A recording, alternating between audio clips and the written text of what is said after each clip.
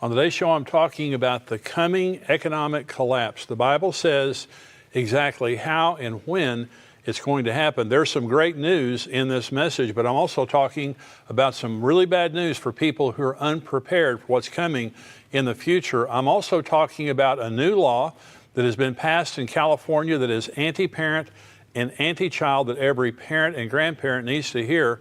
I'm talking about the asteroid Apophis that is coming to the Earth in 2029, supposed to hit the Earth, according to many experts. I'm going to be talking about that, but the biggest danger, according to the scientists, is not Apophis. I'm talking about that. I'm also answering questions such as, can I lose my salvation? And what if I'm sinning when the rapture occurs? I'm Jimmy Evans. Welcome to the Tipping Point Show.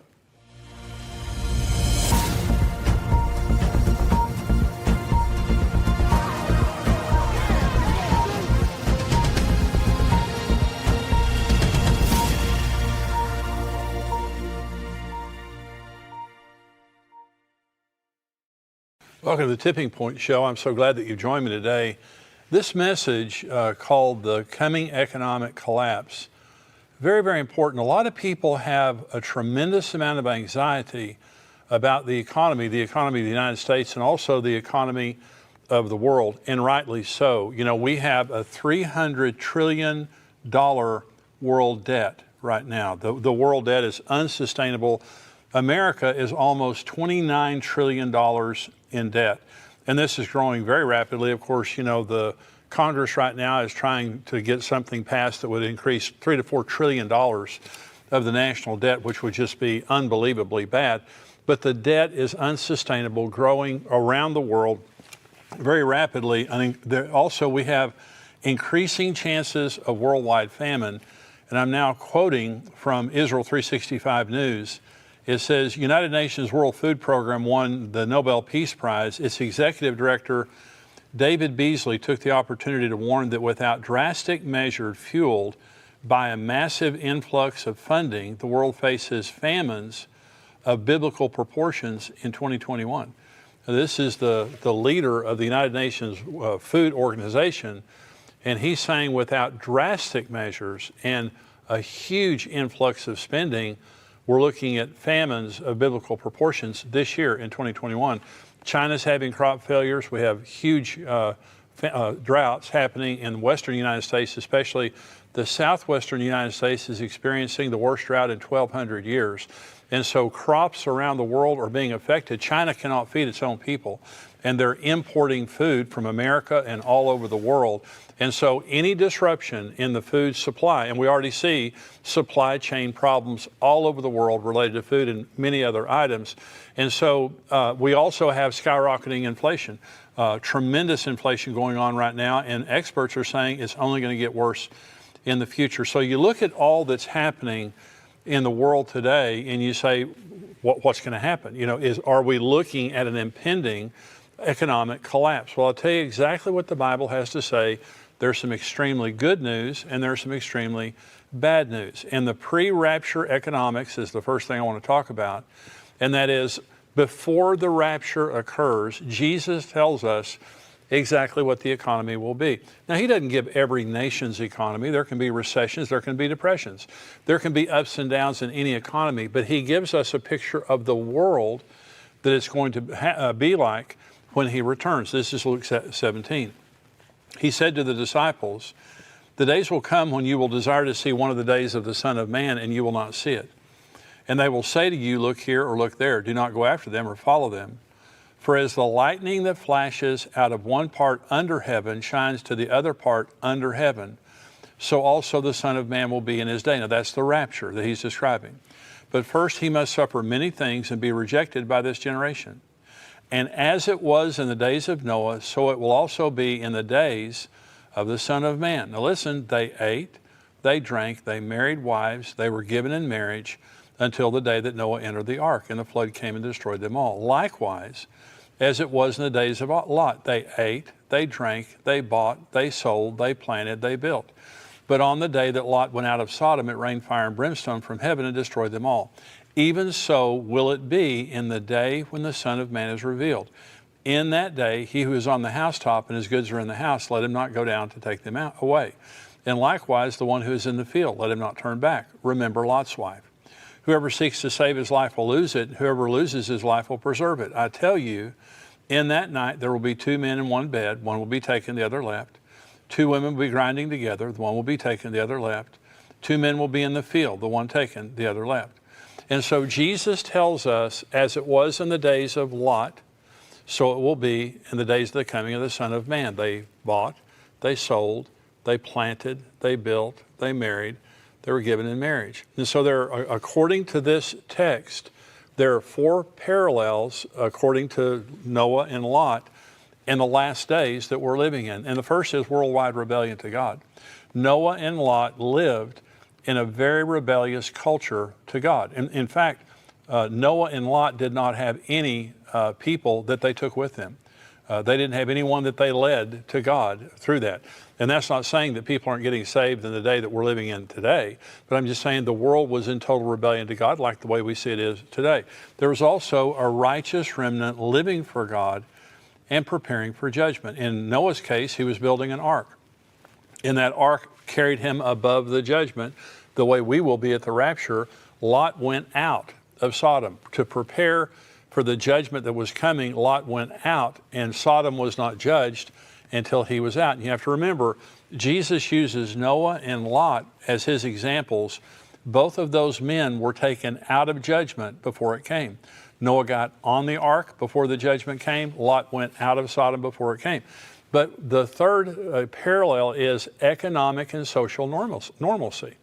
Jesus could have very easily said, people will be starving to death, there won't be any economy, people will be bankrupt. In other words, what he's describing, buying, selling, marrying, giving in marriage, planting, building, all of those things mean, there's going to be social and economic normalcy. It doesn't mean that there's not going to be some shaking and things like that. The fourth parallel is the faithfulness of God to rescue the faithful and the righteous from judgment. God is going to be faithful. He is coming for us. He's not going to leave us here. So I want to say what we're seeing in the world today is the setup for the Antichrist system, is the setup for the economy during the tribulation. First of all, we're seeing a one world government. I think there was over 100 nations, about like 137 nations last week that all agreed together about the corporate tax. And so what we're seeing is now, this amalgamation of nations adopting the same laws and practices. We're seeing the emergence of a one world economy. We're seeing the emergence of a cashless system. COVID has caused cash to be rejected around the world because of the germs that it carries. And the United States government, the Federal Reserve, is talking about now having a digital currency. China is coming out with a digital currency. Most of the currency of the world today, the vast majority of the currency of the world today, is non-cash currency. It's electronic currency. So what we're seeing, the supply chain problems, all of this is setting up for a coming economic collapse. And I'm saying if you're a believer, now I believe that we need to be careful. Financially, personally, we need to be conservative.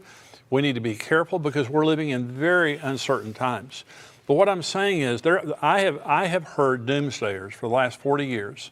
Since I have been teaching on Bible prophecy, I've heard doomsdayers come out and they talk about this, economic collapse is coming in the next 6 months or the next 3 months or next year or something like that. And in almost every case, they're selling something or they have something to gain through their doomsday message. And I call them prophets for profit. Is they're out there telling their story about what's about to happen, but it's not true, and it hasn't happened.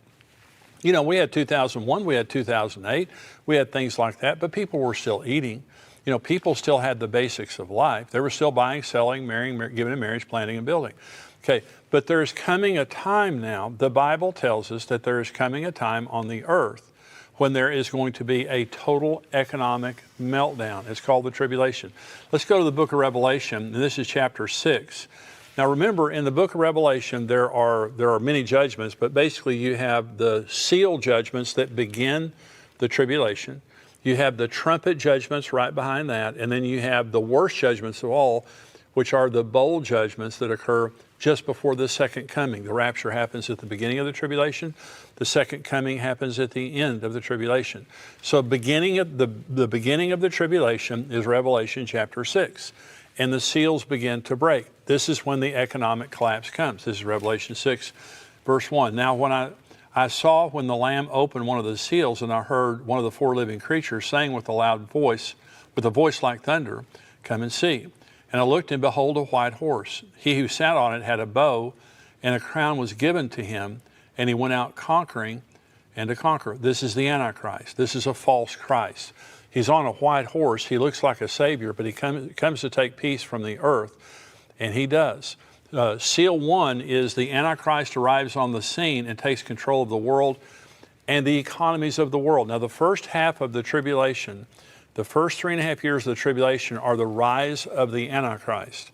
And by the middle of the tribulation, this is Revelation 13, he takes control of the economies of the world. This is Revelation 13, begin verse 16. He causes all, both small and great, rich or poor, free and slave, to receive a mark on their right hand or on their foreheads, and that no one may buy or sell except one who has the mark or the name of the beast or the number of his name. And so the first thing that happens to the economy is the Antichrist begins to gain control over the economy. This is the second seal.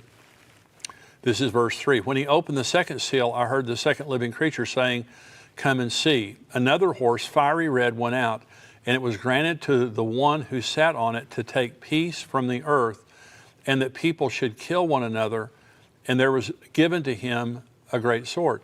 And so the second seal is a spirit of violence and murder, such as the world has never seen, disrupting societies around the world. Now, you think when you see right now what is happening with all the school shootings, church shootings, mass violence, all the murders that are happening, across America and around the world, you think this is a violent world? This is nothing compared to the tribulation.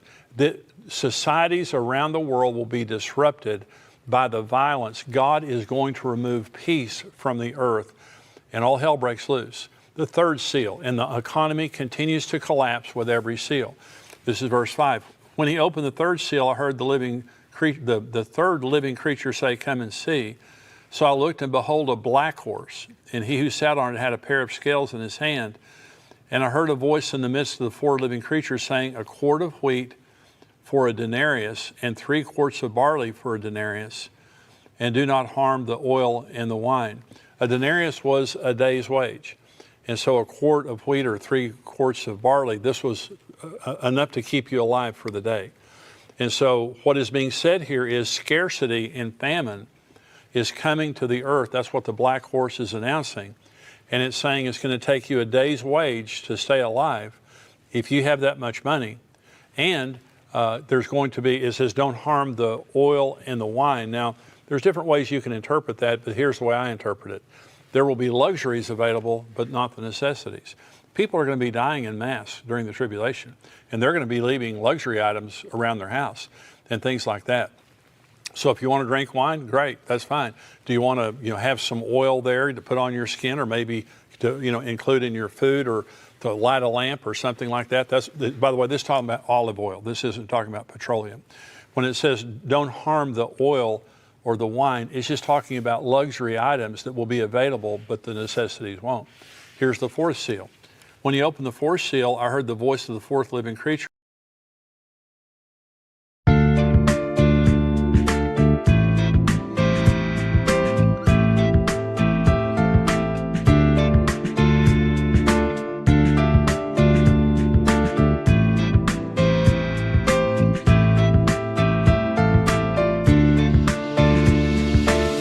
You have changed my life with your words and motivation. You helped me to become a better person. I feel so great about your love. Never felt that before. You have changed my life with your words and motivation. You helped me to become a better person. I feel so great about your love. Never felt that before. You are not only good by heart, but you also have a good soul.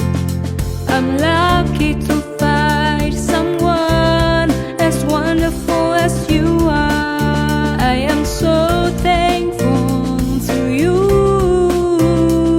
for coming in my life and making it so nice.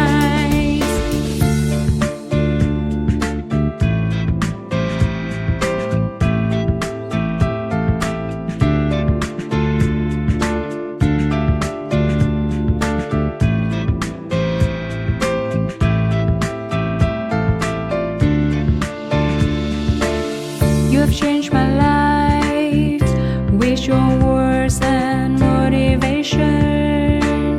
You helped me to become a better person. I feel so great about your love. Never felt that before. You have changed my life with your words and motivation. You helped me to become a better person. I feel so great about your love. Never felt that before. You are not only good by heart, but you also have a good soul. I'm lucky to find someone as wonderful as you are. I am so thankful to you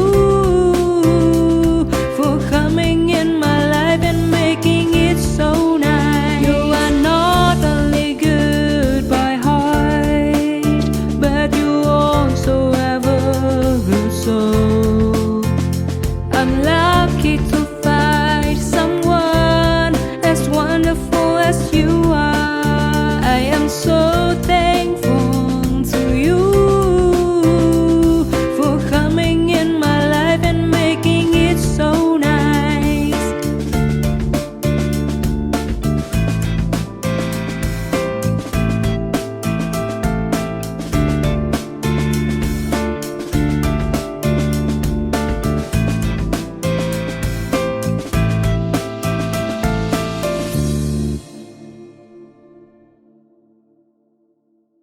Were saying, "Come and see." So I looked, and behold, a pale horse, and the name of him who sat on it was Death. And Hades followed with him, and power was given to them over a fourth of the earth, to kill with sword, with hunger, with death, and by the beasts of the earth. This is mass death. This 25% of the world's population will die in the first 3.5 years, the first 42 months of the tribulation. Now think of what that does to an economy. So let me stop right here. There's one more seal we're going to talk about. If you're working to make money, remember Jesus said, remember Lot's wife? Lot was living for the world, and when God tried to get her out of it, she didn't want to go. And Jesus said, remember Lot's wife, when he was talking about Lot. That if you think that your home is in this world, you're living wrong, you're thinking wrong. If you're trying to amass wealth in this world, every nickel you make is being laid up for the Antichrist. He will control the economies of the world. And so if all you're doing is living for money, money's a blessing if it's blessed. And money is a blessing if it is secondary to serving Jesus and making Jesus the Lord of our life. Money's a blessing if it's submitted to God and we're obedient with what he gives us. But if our security is in money, we are set up. Now, if you're a believer in Jesus, you're going to go up in the rapture. The economy will be basically what it is right now, ups and downs, surely. But until Jesus comes, they're going to be buying, selling, marrying, giving in marriage. But after the rapture, when the tribulation comes, if you're here, if you're not a believer in Jesus, if you're here, there will be no economy. It will take everything you can get together to survive. If you do survive, because here's the fifth seal. This is verse 9. When he opened the fifth seal, I saw under the altar of souls those who had been slain for the word of God and for their testimony which they held. And they cried with a loud voice,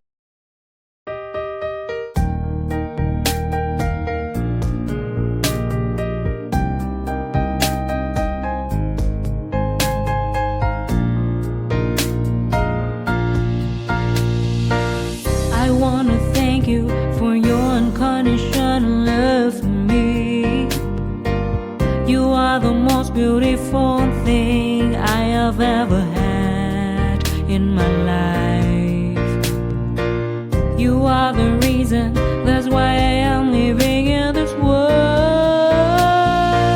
I wanna thank you for your unconditional love for me. You are the most beautiful thing I have ever had in my life. You are the reason, that's why I am living in this world. I admire the way you are always there for me. I admire the ways you always take care of me. I admire the way you give your all just to see a loving smile on my face. I admire the way you love me.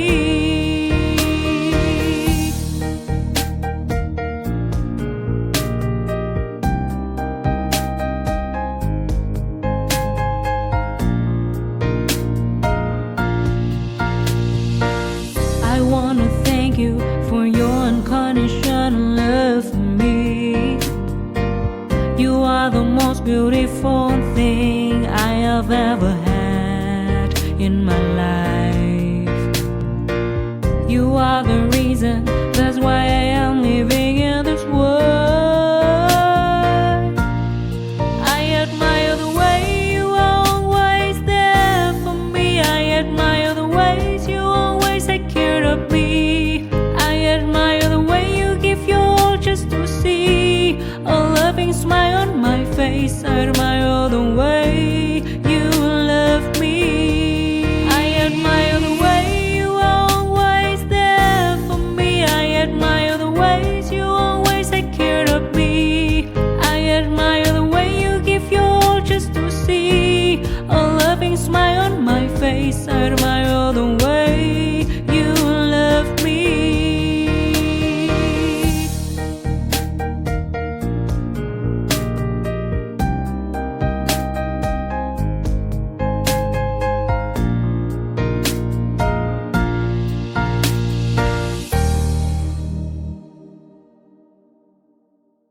Voice saying, "How long, O Lord, holy and true, until you judge and avenge our blood on those who dwell on the earth?"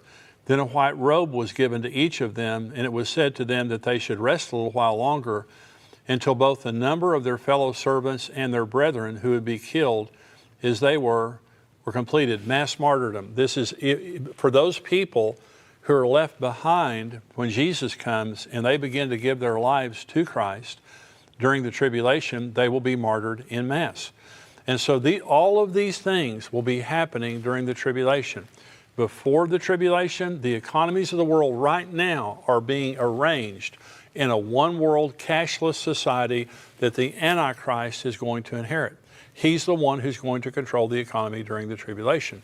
But while he's controlling the economy, peace is taken from the earth. There's scarcity on the earth. 25% of the earth's population, 2 billion people, is going to be killed, and there will be mass martyrdom for being a Christian.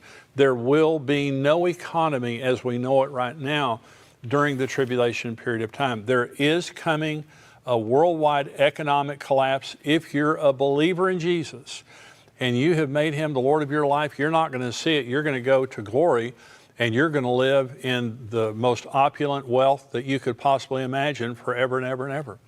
If you're not a believer in Jesus, this is the time to make Jesus the Lord of your life. You can have economic security, you can have eternal security in Jesus, and all you have to do is just say, "Jesus, come into my heart. I make you the Lord of my life. I invite you to come into my heart, be my Lord and Savior." Just pray a short prayer like that and make Jesus the Lord of your life. We're going to go now to the subscriber portion of our program. If you're not a subscriber in endtimes.com, I want you to become a part of our community. And you know, not only do you get the full Tipping Point show, you get the articles that come out all week long.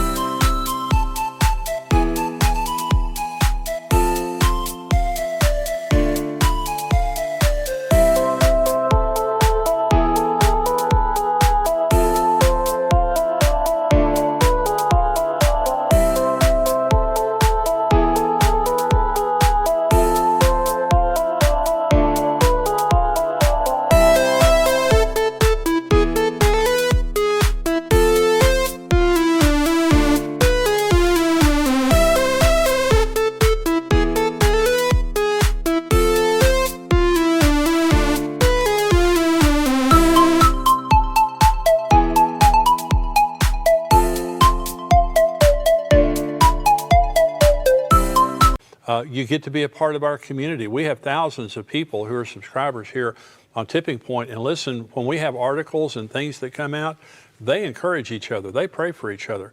If you want a community of believers, like-minded believers who love Jesus and are waiting for the coming of Jesus, you will love being a part of the Tipping Point community. It's amazing. Every time we post something, I go in there and I look at all the comments. And I mean, people are interacting, they're loving each other, they're praying for each other, they're encouraging each other. I want you to be a part of Tipping Point.